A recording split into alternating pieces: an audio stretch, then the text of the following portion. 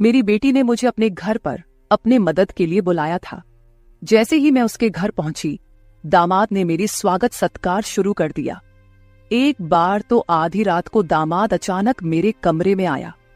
मेरे बगल में आकर उसने मेरी चादर के ऊपर से हाथ फेरते हुए कहा, सासू माँ, आपकी बेटी अब बहुत थकी हुई है, अब वह पुरानी लगने लगी है, अब आप ही मुझे खुश रख सकेंगी। दामाद ने मुझे सांस लेने का भी समय नहीं दिया। वह रात से लेकर सुबह के 3 बजे तक लगातार। नमस्ते दोस्तों, आज की इस कहानी में आपका स्वागत है। मेरा नाम राधिका है और आज मैं आपको अपना और अपनी बेटी की कहानी सुनाने जा रही हूँ, तो दिल को थाम कर सुनिएगा। मेरी बेटी को उसके ऑफिस के काम से घर के कामों के लिए समय नहीं मिल रहा था। एक दिन उसका मुझे फोन आया और उसने कहा, माँ, मुझे घर के कामों में आपकी बहुत जरूरत है, कुछ दिन मेरे पास आओगी क्या? बेटी की चिंता में मैं तुरंत उसके घर चली गई। मुझे देखते ही बेटी से ज्यादा दामाद खुश हो गए। वे मेरी इतनी सेवा सत्कार क्यों कर रहे थे, ये मुझे समझ नहीं आ रहा था। लेकिन दामाद अचानक से बदल गए थे। मुझे देखते ही मेरी बेटी ने मुझे गले लगाया। उसके पीछे दामाद ने भी मुझे गले लगाया। इससे पहले उन्होंने कभी मुझे इस तरह से गले नहीं लगाया था। अचानक उनमें इतना बदलाव कैसे आ गया, ये मेरी समझ में नहीं आया। जब दामाद ने मुझे गले लगाया तो मुझे बहुत शर्म महसूस हुई। मेरी बेटी सरिता ने अपने पति के इस व्यवहार पर ध्यान भी नहीं दिया। जैसे ही मैं बेटी के घर पहुंची, उसने मुझसे कहा कि वह मेरे हाथों से बनी उसकी पसंदीदा सब्जी खाना चाहती है। आते ही मैं फ्रेश होकर बेटी के किचन में चली गई। उस रात दामाद और बेटी दोनों बड़े चाव से खाना खा रहे थे। खाना खत्म होते ही सरिता बोली, माँ, आज आपके हाथ का खाना खाकर बहुत अच्छा लगा। उसके कहने पर दामाद ने भी हामी भरते हुए कहा, मुझे तो ऐसा लग रहा है जैसे बहुत दिनों बाद पेट भरकर खाया हो। दामाद ने मेरी तारीफ किया तो सरिता ने अपने पति को गुस्से से देखना शुरू कर दिया। वह बोली, सुमित, मेरी माँ के सामने मेरी बुराई मत करो। तुम ऐसा बोल रहे हो जैसे मैं रोज खाना बनाती ही नहीं हूँ। क्या तुम रोज बाहर मेस में खाते हो? उन दोनों के बीच तू मैं शुरू हो गई। तब मैंने दोनों को शांत करते हुए कहा, सरिता, छोटी छोटी बातों को बड़ा मत बनाओ। दामाद तो बस मजाक में तुम्हारे सामने मेरी तारीफ कर रहे होंगे। वैसे भी रोज तो मैं यहाँ नहीं रहती, तुम ही अपने पति का ख्याल रखती हो। शायद वे सिर्फ हंसी मजाक कर रहे हों। मैंने अपनी बेटी से यह कहा क्योंकि मैं दामाद को कुछ कह नहीं सकती थी। खाना खत्म होते ही सरिता हाथ धोकर अपने कमरे में चली गई। मैं डाइनिंग हॉल साफ करने लगी। मेरी मदद के लिए दामाद थे। वे बोले, सरिता को तो कोई परवाह ही नहीं है। माँ, इतने दिनों बाद आप घर आईं, फिर भी वह पहले ही दिन से आपके ऊपर सारा काम छोड़कर मोबाइल लेकर कमरे में चली गई। यही तो रोज का हाल है। दामाद की बात से सहमत होकर मैंने डाइनिंग टेबल से बर्तन उठाए। तभी दामाद भी मेरी मदद के लिए किचन में आ गए। किचन से जाते वक्त दामाद ने अचानक मेरे हाथ पकड़ लिए। फिर दामाद जी बोले, सासू माँ, सच में आपके हाथों में जादू है। आपके हाथ का खाना खाकर मन बहुत प्रसन्न हो गया। आगे भी मुझे आपके इस तरह के अलग अलग रूप देखने को मिलेंगे। मेरा न कोई साला है और न कोई साली। मेरे ससुराल में तो आप ही एक हैं। अब चाहे साला, साली और बहनोई की हंसी मजाक हो या सासू माँ की देखभाल, ये सभी रिश्ते आपको ही निभाने हैं। अब मैं आपको यहां से जल्दी जाने नहीं दूंगा। मुझे दामाद का प्यार समझ में आया, लेकिन इसके पीछे उनका क्या मकसद था, इस पर मैंने ज्यादा गहराई से सोचा नहीं था। इसी तरह कुछ दिन और बीत गए। मुझे बेटी के घर आए कुछ ही दिन हुए थे। तभी मैंने महसूस किया कि उन दोनों पति पत्नी के बीच कुछ ठीक नहीं था। लगातार 3 दिन से मुझे रात को उनकी बड़बड़ाहट और दामाद की आवाज उनके कमरे से सुनाई दे रही थी। वह बात प्रेम की तो बिल्कुल नहीं थी। उन दोनों के बीच कुछ गड़बड़ थी, ये मुझे साफ महसूस हो रहा था, क्योंकि जब से मैं वहां आई थी मैंने उन्हें कभी साथ में हंसते खेलते नहीं देखा था। एक दिन शाम को सरिता ऑफिस से जल्दी घर आ गई। उसे घर पर देख मैं 2 कप कॉफी लेकर उसके कमरे में चली गई। मुझे उससे थोड़ी बात करनी थी। कॉफी का बहाना लेकर मैं उसके कमरे में गई। मैंने उसके हाथ में कॉफी का कप दिया, लेकिन वह मुझसे बात करने के बजाय मोबाइल में व्यस्त थी। तब मैंने उसका मोबाइल खींचते हुए बोली, सरिता, क्या मुझे यहाँ बुलाने का मकसद यही है कि मैं तुझे मोबाइल खेलते हुए देखूं? मैं आई हूं और तू मुझसे 2 मिनट भी बैठकर बात नहीं कर रही। अरे 2 शब्द मां से तो बोल, और अगर तुझे बात नहीं करनी तो मुझे तुझसे बात करनी है। जैसे ही मैंने उसका मोबाइल छीन लिया, उसका ध्यान मेरी ओर हो गया। वह बोली, बोलो मां, तुम्हें मुझसे क्या इतना जरूरी बात करनी है? तब मैंने उससे कहा, सरिता, तू खुद को इतनी कूल दिखाती है, क्या सच में तू वैसी ही है? क्या सच में तुम्हारे घर का माहौल इतना कूल है? मेरी बातों पर सरिता के चेहरे पर एक सवालिया निशान उभर आया। वह बोली, मां, तुम क्या बोल रही हो? मुझे तो कुछ समझ में नहीं आ रहा। जो बोलना है सीधे बोलो। अब तुम टीचर नहीं हो और ना मैं तुम्हारी स्टूडेंट, जो तुम मुझसे इतने सख्ती से बात कर रही हो। सरिता के कंधे पर हाथ रखकर मैंने उससे कहा, अरे पिछले 3 दिनों से रात को मुझे तुम्हारे कमरे से तुम दोनों की बड़बड़ाहट सुनाई दे रही है। क्या तुम दोनों के बीच सब कुछ ठीक है? अभी तुम्हें बच्चा भी होना है। अभी से ही तुम्हारे बीच अनबन शुरू हो गई है। अभी तो तुम्हें साथ में पूरा जीवन बिताना है। ये सही तरीका नहीं है। मेरी बातों का जवाब देते हुए सरिता बोली, मां, मुझसे कहने के बजाय समीर से कहो, क्योंकि हमेशा वही झगड़ा शुरू करता है। उस दिन भी देखा ना, कैसे वह खाने की टेबल पर मुझे कुछ भी बोल रहा था। फिर वह बोली, मां, अब तुम ही बताओ, मैं ऑफिस में भी थक जाती हूं। ऊपर से घंटों ट्रैफिक में फंसकर घर आना पड़ता है। अब 3 दिन से तुम घर आई हो तो मुझे थोड़ी राहत मिली है, नहीं तो रोटियां बेलते वक्त भी मेरी आंख लग जाती थी। अब इतनी थकान के बाद भी मैं समीर को कैसे समय दूं? समीर तो कुछ समझने को तैयार ही नहीं है। और वैसे भी तुम्हें यहां बुलाने का आइडिया उसी का था। वह कह रहा था कि सासू मां के आने से तुम्हें भी थोड़ा आराम मिलेगा। तुम यहां आई हो तो उसकी खाने की शिकायतें भी थोड़ी कम हो गई हैं। नहीं तो हर बात में ये ऐसा और वो वैसा ही चलता रहता था। तुम्हें बुलाने से पहले वह कह रहा था कि जब मेरी सासू मां आएंगी तो मैं उनसे सारी ख्वाहिशें पूरी करवाऊंगा। अब तुम्हारे दामाद को तुमसे क्या ख्वाहिशें पूरी करवानी है, ये तुम ही देख लो।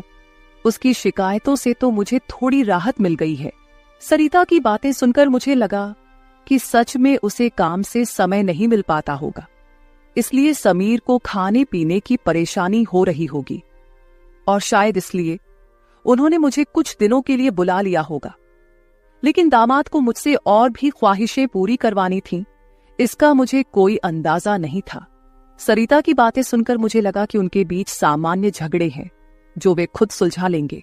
इसीलिए आगे मैंने सरिता को और नहीं समझाया। जैसे ही मैं उसके कमरे से बाहर निकली, मुझे दामाद की गाड़ी का आवाज सुनाई दिया।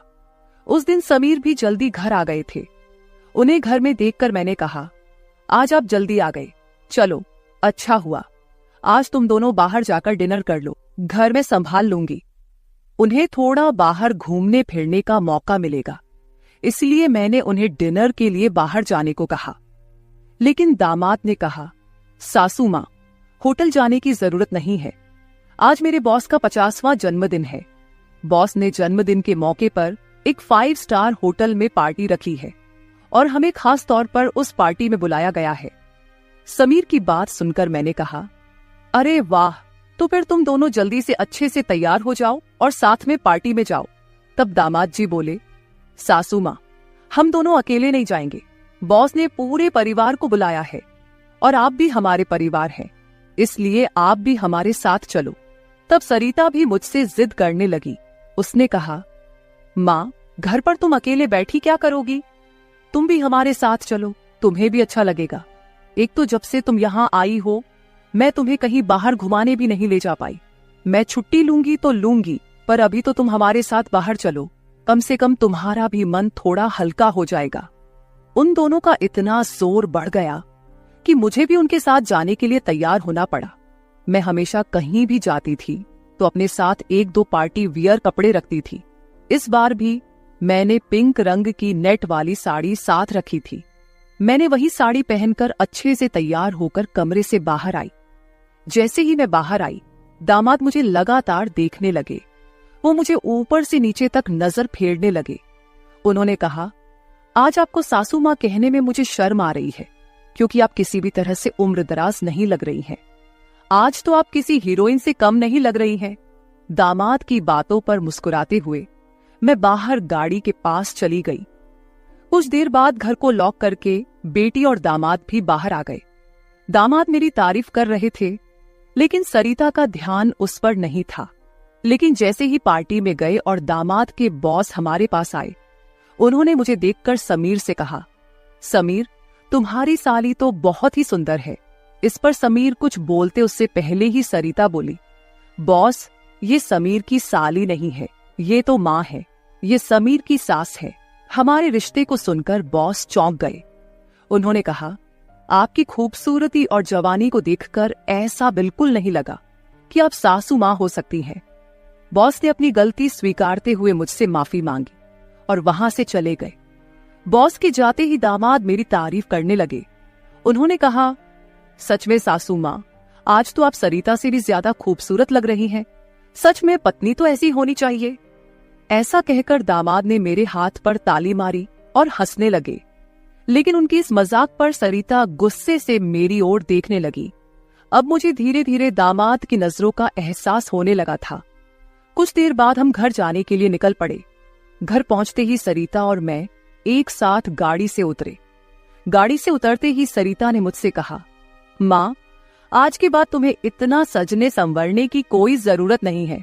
थोड़ा अपनी उम्र के हिसाब से रहना सीखो। गुस्से में तीखे शब्द बोलते हुए सरिता पैर पटकती हुई घर के अंदर चली गई। मुझे उसका गुस्सा कुछ समझ नहीं आया। असल में मुझे तो किसी भी बात पर गुस्सा आने का सवाल ही नहीं था। फिर भी सरिता मुझसे नाराज होकर पैर पटकते हुए घर के अंदर चली गई थी। नादान लड़की सोचकर मैंने उसकी बातों को नजरअंदाज किया और घर में जाकर अपने कमरे में चली गई। कुछ देर बाद फ्रेश होकर मैंने रात में सोने के लिए नाइट गाउन पहन लिया। रोज की तरह सोने से पहले मैंने अपने हाथ पैरों पर बॉडी लोशन लगाया। तभी अचानक दरवाजे पर दस्तक हुई। दरवाजे पर दामाद थे। हमारी नजरें मिलते ही दामाद ने कहा, सासू माँ, अंदर आ सकता हूं। ये घर उनका ही था, फिर भी वो कमरे में आने के लिए मुझसे अनुमति ले रहे थे। मैंने कहा, ये घर तो आपका ही है, मेरी अनुमति लेने की क्या जरूरत, आप यहां कभी भी आ जा सकते हो। फिर हंसते हुए दामाद कमरे के अंदर आ गए। उन्होंने मेरी ओर देखकर कहा, सासू माँ, सच में आज आप बहुत सुंदर लग रही थी। वैसे तो मैं आपको कभी यह कॉम्प्लीमेंट देना चाहता था कि आप आज भी जवान और खूबसूरत दिखती हैं। कभी कभी सच में आपको सासू माँ कहने में मुझे शर्म महसूस होती है। कभी कभी तो आपको नाम से बुलाने की इच्छा होती है। सच में आप सरिता की बहन जैसी लगती हैं। बाहर कुछ समय पहले सरिता ने जो गुस्से में आपको कहा, वह सब मैंने सुना। उसकी बातों पर ध्यान मत दीजिए। और हाँ, एक जरूरी बात यह है कि सरिता की बातों को दिल पर लेकर आप अपना रहन सहन बिल्कुल मत बदलिए। आप जैसी हैं बहुत अच्छी हैं। दामाद के मुंह से अपनी तारीफ सुनकर मेरे मन में लड्डू फूटने लगे। अगर 45 साल की किसी महिला की तुलना 21 साल की जवान लड़की से की जा रही हो, तो जाहिर है वह महिला खुश होगी ही। उस समय मेरे साथ भी वैसा ही हुआ था। दामाद की प्रशंसा पर मैं शर्मा गई थी। उस दिन के बाद दामाद की हदें बढ़ने लगी। 4 दिन बाद मुझे अपनी बेटी के कमरे से उनकी बहस की आवाजें सुनाई दी। मैं अपने कमरे से बाहर झांकते हुए वह सब सुन रही थी। तभी दामाद कमरे से बाहर आते दिखे। दामाद को बाहर आते देख मैं जल्दी से अपने कमरे में चली गई। मैं कमरे की लाइट बंद करने ही वाली थी कि समीर मेरे कमरे में आ गया। वो काफी गुस्से में लग रहा था। मैंने उसे एक गिलास पानी दिया और पूछा, सब ठीक तो है ना? इस पर दामाद बोले, सासू माँ, आपकी बेटी और आप में कितना फर्क है। शादी के बाद पति से कैसा व्यवहार करना चाहिए, उसे कैसे खुश रखना चाहिए, आपने सरिता को कुछ भी नहीं सिखाया। जब भी मैं उसके पास जाता हूं, वह मुझसे एक ही बात कहती है कि मैं बहुत थक गई हूं। आपकी बेटी अब पूरी तरह बूढ़ी दिखने लगी है। उसके सामने आप जवान लगती हैं। कहां आपकी जवानी और कहां सरिता की समय से पहले आई बुढ़ापा। मैंने शांत रहकर समीर की सारी बातें चुपचाप सुनी। उनकी बातें खत्म होते ही मैंने उसे समझाते कहा, दामाद जी, आप गुस्सा मत कीजिए। सरिता अपने ऑफिस के काम में पूरी तरह थक जाती है, इसलिए वह थोड़ी परेशान हो गई है। कुछ दिन आप दोनों बाहर घूमने चले जाइए, सब कुछ ठीक हो जाएगा। काम की भाग दौड़ में खुद के लिए भी समय निकालना जरूरी है। इस पर दामाद बोले, मैं तो सब कुछ करने के लिए तैयार हूँ, लेकिन आपकी बेटी को ऑफिस से छुट्टी लेने की इच्छा होगी, तभी मैं भी उसके साथ कहीं जा सकूंगा। मैंने फिर से दामाद को समझाया और उनके हाथ में पानी का गिलास दिया। दामाद से बात करते हुए अनजाने में मेरा हाथ उनके पैर पर रख दिया गया। अचानक दामाद ने अपने पैर पर रखा मेरा हाथ अपने हाथ से पकड़ा और मेरे हाथ से गिलास को एक ओर रखते हुए दूसरे हाथ से मेरे चेहरे से बाल हटाकर बोले, सासू माँ, आप सच में बहुत सुंदर हैं। आपको देखकर तो सरिता को देखने की इच्छा ही नहीं होती। कहाँ आपके चेहरे का तेज और कहाँ सरिता की झुर्रियां। दामाद मेरे सामने मेरी बेटी की बुराई कर रहे थे। मैंने उन्हें कहा, आप मेरी सुंदरता की तारीफ कर रहे हैं, इसके लिए धन्यवाद, लेकिन जिस लड़की के बारे में आप बुरा भला कह रहे हैं वह मेरी बेटी है, ये मत भूलिए। दामाद बोले, सासू माँ, मैं कुछ गलत नहीं कह रहा हूं, जो सच है वही कह रहा हूं। अब सरिता बूढ़ी दिखने लगी है तो क्या करूं? आपके सामने वह सच में फीकी पड़ती है। आपकी सुंदरता बेहद मनमोहक है। बोलते बोलते दामाद की नजर मुझ पर टिकने लगी थी। तब मैंने उनसे कहा, अब काफी रात हो गई है, आपको जाकर सो जाना चाहिए, नहीं तो सरिता यहाँ आ गई तो वह और नाराज हो जाएगी। मैंने दामाद को जैसे तैसे अपने कमरे से बाहर किया, नहीं तो वह रात भर मेरे कमरे में ही बैठे रहते। खैर, जो भी हो, लेकिन समीर ने मेरी जो प्रशंसा की वह मुझे बहुत पसंद आई। अगले दिन शाम को जब दामाद ऑफिस से घर आए तो उन्होंने कहा, सासू माँ, कल मुझे 2 टिफिन पैक कर दीजिए, और वो भी भरकर। जब से आप मेरा टिफिन बना रही हैं, ऑफिस में मेरी क्रेडिट कुछ ज्यादा ही बढ़ गई है।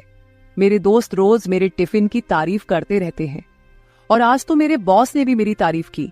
सबको लगा कि मेरी पत्नी ने इतना अच्छा खाना बनाया है, लेकिन मैंने सबका भ्रम दूर कर दिया और उन्हें बताया कि यह जादू मेरी पत्नी के हाथों में नहीं, बल्कि मेरी सासू माँ के हाथों में है। कल मेरे बॉस ने आपसे टिफिन मांगा है, और हाँ, टिफिन के साथ आप भी अच्छे से तैयार रहिएगा, क्योंकि बॉस ने आपको भी मिलने के लिए बुलाया है। मेरे दोस्तों को भी आपसे मिलने की इच्छा है। दामाद मेरी तारीफों के पुल बांध रहे थे, तभी सरिता वहीं बैठी थी। बातें करके समीर डाइनिंग हॉल से बाहर चले गए। मैं भी किचन में रात का खाना बनाने जाने लगी। तभी सरिता ने कहा, माँ, तुम्हें अपने दामाद के सामने ज्यादा कूल बनने की कोशिश नहीं करनी चाहिए। मैंने तुम्हें उसी दिन समझाया था कि तुम्हें अपनी उम्र के हिसाब से रहना चाहिए। अब ना तुम नौकरी करती हो, ना पापा है, तो तुम्हें इन सब नखरों की क्या जरूरत है? कल तुम समीर के ऑफिस जा ही रही हो, तो एकदम साधारण और सादगी से जाओ। मुझे तुम्हारा यह टाप टिप रहना बिल्कुल अच्छा नहीं लगता। मेरी अपनी बेटी मुझ पर हुक्म चलाने लगी थी। उस समय मुझे सरिता की बातों पर बहुत गुस्सा आया। मैंने उससे कहा, सरिता, उस दिन मैंने तुम्हें बच्चा समझकर कोई जवाब नहीं दिया, लेकिन अब तुम्हारी हिम्मत बढ़ती जा रही है। याद रखना, मैं तुम्हारी माँ हूं, ये मत भूलना। मुझसे बात करते समय अपनी जुबान का ख्याल रखो। एक बात तो तुम्हें भी अच्छे से पता है कि मुझे हमेशा से टापटिप रहने की आदत है। मैं अपनी आदत किसी के कहने से नहीं बदलूंगी। इंसान जितना अच्छा रहता है उतना ही फ्रेश दिखता है, यही मेरा मानना है। तुम चाहे कुछ भी कहो, मैं अपनी रहन सहन नहीं बदलने वाली। अगर किसी को बदलना है तो तुम खुद को बदलो, अपना चिड़चिड़ा स्वभाव बदलो। कभी कभी तो मुझे लगता है कि तुम मेरी ही बेटी हो या नहीं। उस दिन पहली बार मैं अपनी बेटी से इतने गुस्से में बात कर रही थी। इससे पहले सरिता ने भी कभी मुझसे इतने कटु शब्दों में बात नहीं की थी। इसलिए उससे गुस्सा होकर मैं किचन में चली गई। उस रात खाना खाते समय भी मैंने किसी से बात नहीं की। अगले दिन दोपहर के 1 बजे के बाद मुझे मेरे दामाद का फोन आया, तो मैं तैयार होकर उनके ऑफिस जाने के लिए निकली। शाम को मैं और समीर साथ ही घर लौटे। मुझे और समीर को साथ देखकर सरिता और भी ज्यादा नाराज हो रही थी। अब मुझे उसकी नाराजगी से कोई फर्क नहीं पड़ता था।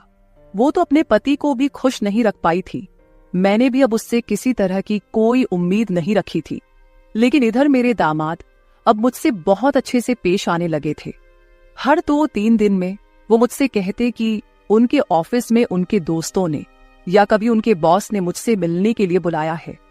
उस दिन भी सुबह नाश्ता करते समय दामाद ने मुझसे कहा, सासू माँ, घर के सारे काम जल्दी निपटा लीजिए क्योंकि आज भी आपको ऑफिस जाना है। मैंने उनकी बात पर सहमति जताई। जैसे ही समीर ऑफिस के लिए निकले, सरिता ने मुझे घेर लिया। उसने कहा, माँ, मैं कुछ दिनों से देख रही हूँ, रोज तुम अपने दामाद के ऑफिस जा रही हो, शाम को उनके साथ हंसती खेलती घर लौटती हो।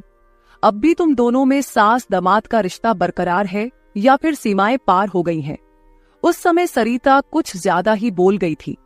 मैंने उस पर जोर से चिल्लाई, फिर भी उसे कोई फर्क नहीं पड़ा। उसने कहा, मुझ पर चिल्लाने की बजाय एक बार यह सोचो कि तुम्हारा और तुम्हारे दामाद का रिश्ता किस मोड़ पर जा रहा है। अगर मेरी बात समझ में नहीं आई तो तुम यहां से जा सकती हो। उसकी बातें सुनकर मेरी आंखों से आंसू बहने लगे। मेरे आंसुओं की परवाह किए बिना सरिता ऑफिस चली गई। उसके बाद 5 घंटे बीत गए, लेकिन मैं अपने कमरे में बैठी आंसू बहाती रही। समीर के लगातार फोन आ रहे थे, लेकिन मैंने फोन उठाने से इनकार कर दिया। 5 घंटे बाद मैंने खुद को संभाला और अपना बैग पैक करने लगी। जैसे ही मैं सरिता के घर से निकलने लगी, दरवाजा खोलते ही मैंने देखा कि बाहर मेरा दामाद गाड़ी पार्क कर रहा था। मुझे अचानक जाता देख उन्होंने मेरा हाथ पकड़ा और सीधे घर के अंदर ले आए। कमरे में पहुंचते ही समीर ने मेरा बैग खाली कर दिया। वह बोले, सासू मां, ये क्या हो रहा है? आप बिना कुछ कहे यहां से क्यों जा रही हैं? मैंने उन्हें सरिता की बात कुछ नहीं बताई। मैंने कहा, मेरे कारण शायद आपके रिश्ते में दूरियां आ रही हैं। अब मुझे भी यहां आए काफी दिन हो गए हैं। मैं अपनी बेटी का घर नहीं तोड़ना चाहती। आप अपने जीवन में खुश रहिए, अब मुझे यहां से जाना चाहिए। मैं फिर से अपना बैग पैक करने लगी।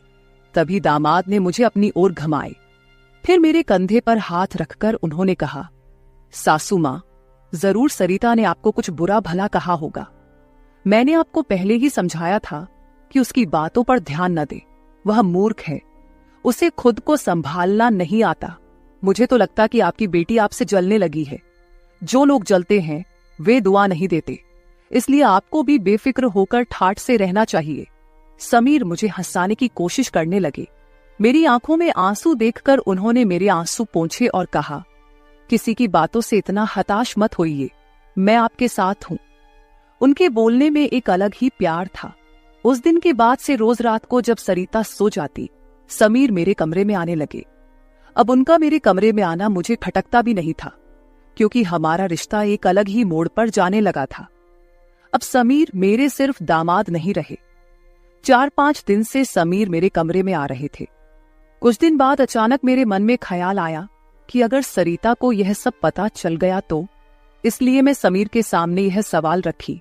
मैंने कहा, समीर, तुम रोज रात को सरिता की नजरों से छुपकर मेरे कमरे में आते हो, लेकिन क्या तुम पक्का करते हो कि वह गहरी नींद में होती है?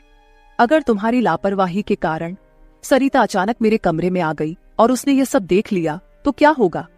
इस पर समीर ने कहा, सासू मां, कभी न कभी हमें इस स्थिति का सामना करना ही होगा। जो काम मेरी पत्नी को करना चाहिए था वह आपने किया, इसमें आपकी क्या गलती है? उसे वक्त रहते सब कुछ समझना चाहिए था। अब वक्त उसके हाथ से निकल गया है। आप ज्यादा चिंता मत कीजिए, नहीं तो आपके चेहरे पर भी झुर्रियां आने लगेंगी। आप चिंता मत करें, बस सरिता के सामने इस रिश्ते को स्वीकार करने का साहस रखिए। हम दोनों बात कर ही रहे थे कि अचानक सरिता कमरे में आ गई। मैंने उसका नाम लिया ही था कि वह वहां मौजूद हो गई थी। हम दोनों सास और दामाद एक दूसरे को देखने लगे। सरिता तो हमें साथ देखकर हमारी ओर बस देखती ही रह गई थी। उसने कहा, मुझे तुम दोनों पर पहले ही शक हो गया था। समीर, तुम्हें क्या लगा कि तुम रोज रात को मुझे चकमा देकर जाते हो और मुझे इसका बिल्कुल पता नहीं चलता? मैं तो बस मौके का इंतजार कर रही थी, क्योंकि मुझे तुम दोनों को रंगे हाथ पकड़ना था। अब तो मैंने तुम्हारी सारी बातें रिकॉर्ड कर ली हैं और तुम्हें इस हालत में भी देख लिया है। सरिता बोल ही रही थी कि तभी समीर का फोन बजा। उसने मेरा हाथ छोड़ दिया और कमरे से बाहर चला गया। थोड़ी देर पहले जब वह मुझे समझा रहा था तो उसने मेरा हाथ पकड़ रखा था। कुछ ही मिनटों बाद वह एक शख्स को लेकर कमरे में वापस आया। वह तीसरा शख्स और कोई नहीं बल्कि समीर का बॉस था। उसे आधी रात को घर में देखकर सरिता चौंक गई। उसने बॉस की ओर देखकर कहा, आप इस समय यहां कैसे? बॉस आश्चर्यचकित होकर सरिता को देख रहे थे। तब सरिता बोली, आप यहां क्यों आए हैं ये तो मुझे नहीं पता, पर मुझे अब एक गवाह मिल गया है। वह बॉस के सामने मेरे और मेरे दामाद के रिश्ते के बारे में बकवास करने लगी। तभी समीर के बॉस यानी रघुवीर जी सरिता की ओर देखकर बोले, सरिता, तुम यह क्या बकवास कर रही हो? तुम्हें पता है तुम अपनी माँ और अपने पति के बारे में क्या कह रही हो? अब तो सरिता और भी ज्यादा बकवास करने लगी। तभी समीर उस पर चिल्लाया। उसने कहा, मैं अभी तक सब सुन रहा था। मुझे पता था कि तुम समझदार नहीं हो, इसलिए मैंने तुम्हें कुछ नहीं बताया, लेकिन अब तुम बॉस के सामने कुछ भी बकवास करने लगी हो। शायद अब तुम्हें सच बताने का समय आ गया है। मैं समीर को शांत रहने के लिए कह रही थी, लेकिन उसने मेरी एक न सुनी। वह बोला, माँ, अब और कितने दिन आप यह सब बातें छुपाकर रखेंगी? इस तरह मन मारकर जीवन को सुखमय नहीं बनाया जा सकता। जीना है तो खुले दिल से जियो। आपको किसी से डरने की जरूरत नहीं है, क्योंकि आपने कोई अपराध नहीं किया। समीर ने सरिता से कहा, सरिता, पिछले कुछ दिनों से मैं इस कमरे में आ रहा हूं, ये सच है, लेकिन मैं इस कमरे में क्यों आ रहा था, इसका कारण वो नहीं है जो तुम सोच रही हो। इसका असली कारण कुछ और ही है। मैं यहां इसलिए आता था ताकि अपने बॉस को तुम्हारी माँ के कमरे में सुरक्षित छोड़ सकूं। मैं तुम्हारी माँ के साथ नहीं बल्कि मेरे बॉस होते थे। जिस दिन हम बॉस के जन्मदिन की पार्टी में गए थे, उस रात जब हम पार्टी से घर लौटे थे, तो मैंने तुम्हारी माँ को उनके कमरे में रोते हुए देखा था। उसी रात बॉस ने मुझसे तुम्हारी माँ का फोन नंबर भी लिया था। उस रात बॉस बार बार तुम्हारी माँ को फोन कर रहे थे। उस रात जब मैं अचानक तुम्हारी माँ के कमरे में गया, तो मैंने उनके फोन में बॉस के कई मिस्ड कॉल देखे। अगले दिन मैंने बॉस से इस बारे में पूछा, तभी मुझे सच्चाई पता चली। एक समय था जब तुम्हारी माँ और बॉस एक ही कॉलेज में पढ़ते थे। इतना ही नहीं, उन दोनों के बीच प्यार भी था, लेकिन घर वालों के दबाव के कारण वे अपना जीवन एक साथ नहीं बिता सके। पर किस्मत ने 30 साल बाद उन्हें एक बार फिर से आमने सामने खड़ा कर दिया। तुम्हारी माँ कुछ बोलने के लिए तैयार नहीं थी, लेकिन बॉस की वजह से मुझे उन दोनों के रिश्ते के बारे में पता चला। तब से मैंने जानबूझकर कभी दोस्तों का बहाना बनाया तो कभी बॉस का, ताकि तुम्हारी माँ और बॉस को एक दूसरे से मिलवा सकूं। धीरे धीरे मैंने तुम्हारी माँ के चेहरे पर खुशी देखनी शुरू की।